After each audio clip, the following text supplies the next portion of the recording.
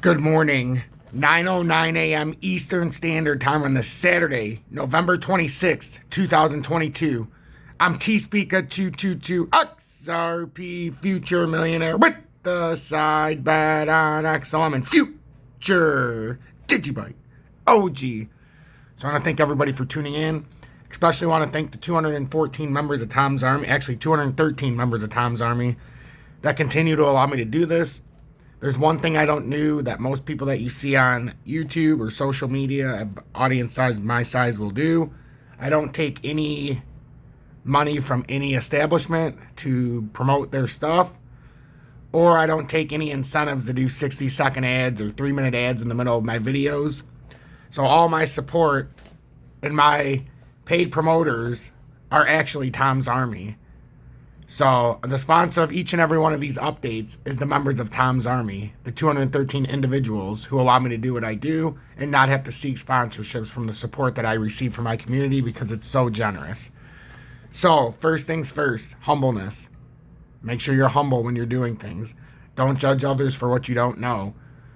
Don't put a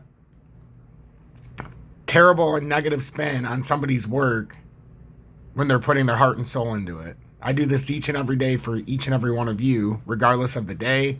It's been 20 months. I haven't missed a day. But I do this because I care. I'm passionate about it. And yeah, I make mistakes. I make bad calls. But what I haven't done is gotten everybody liquidated.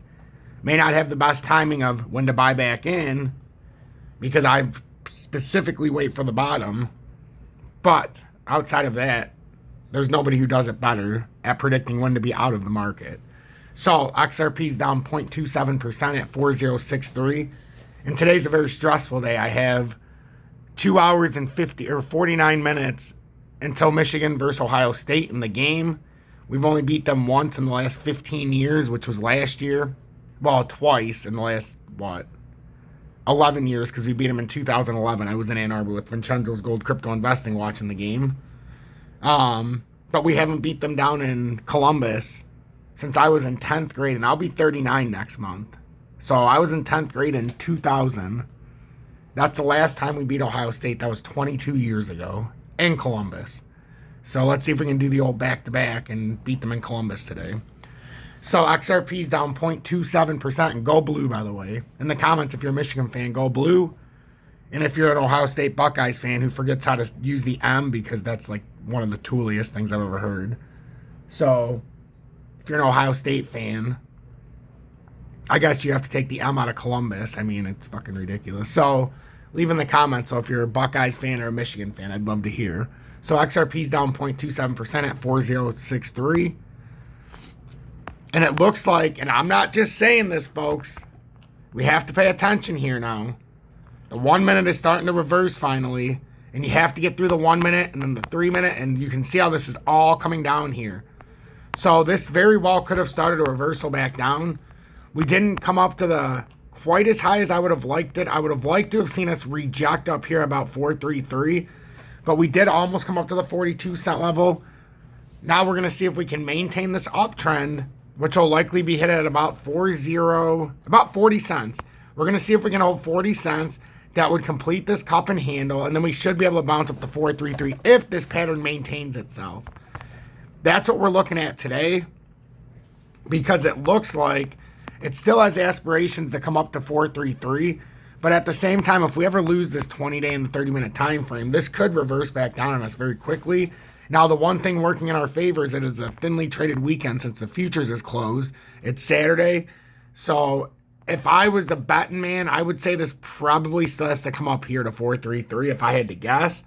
And then ultimately, how high could it go? We could have an overrun up to, if I had to say, oh, this is how far we could overrun on a fake out up, I'd say 45.50 would be your target if we had a overextended move past the 433 level. Let's just say we had a little overzealous. Some people bought in. Maybe they FOMO'd. That's how you could get up to 45.5. So I would say that would cap any upside unless we get a significant surge of volume. XLM is in between right now in this descending triangle. I would say I've been watching this since yesterday. It's right around the range where I would maybe like to take a shot here. on a short term. This would be nothing more than a short term move, but I fear that this still has to come down and consolidate a little more. Now, you could start to layer in if you feel like this pattern isn't done. This is around the area that I would like to buy at about 899 and give it a shot, because I think what's going on here is this is at least going to get up here to about 9.3. And then if it can ultimately break that, we've got 9.5 and then up at the top 9.9. But I think with XLM, we should be able to come up to that 9.32 level.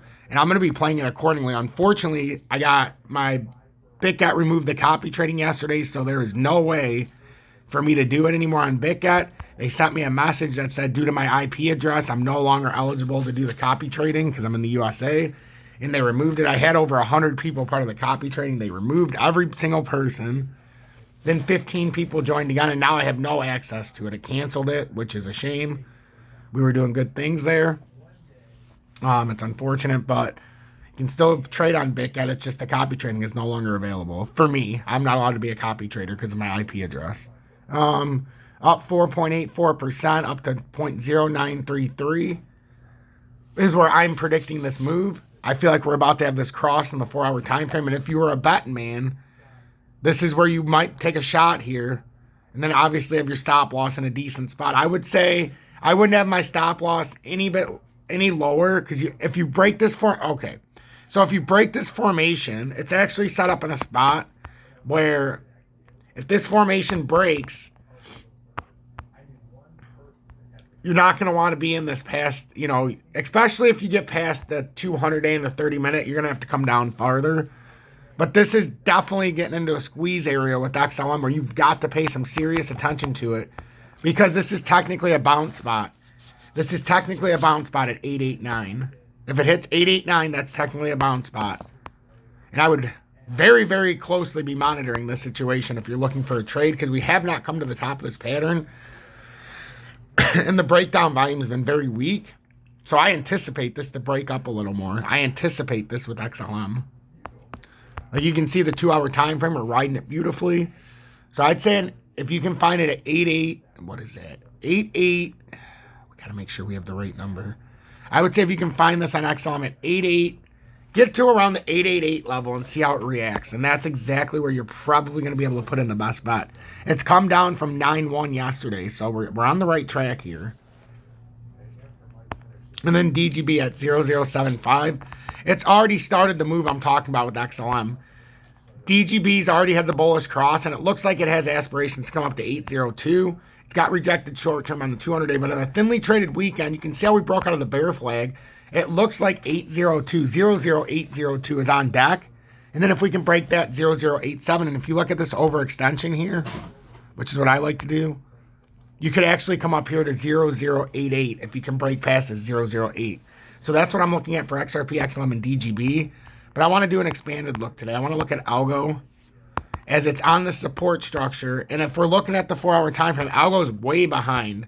Now, if we can hold this 23 cents, approximately 23.15, we still have a chance to come back up to 31 cents. It's going to be very difficult. I acknowledge that, but that is the trading range which we're trying to build into.